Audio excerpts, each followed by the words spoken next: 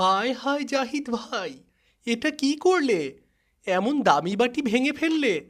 এখন আব্বা এসে তো রাগারাগি করবে।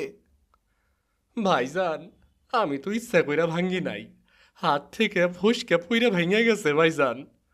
হুম, তা তো বুঝতে পেরেছি, কিন্তু আব্বাকে এখন কি বলা যায়? ভাইজান, আপনি চুপ করে থাকবেন, বলবেন আপনি কিচ্ছু দেখেন নাই, জানেনও না।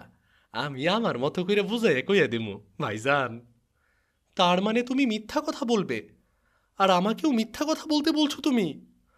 হ ভাইজান, বকার থেকে বাঁচতে হইলে তাছাড়া আর কোনো উপায় নাই ভাইজান। অসম্ভব, আমি মিথ্যা বলতে পারবো না। তুমি জানো না মিথ্যা বলা মহাপাপ?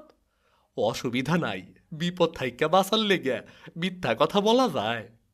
না না, একটা মিথ্যা আরও হাজার মিথ্যা সৃষ্টি করে। এভাবে মিথ্যা বলতে বলতে মিথ্যা বলাটা অভ্যাস হয়ে যায়। তাছাড়া আমার মাদ্রাসার ওস্তাদজি বলেছেন, যারা মিথ্যা কথা বলে আল্লাহ তাদের অপছন্দ করেন, আর সত্যবাদীদের আল্লাহ ভালোবাসেন।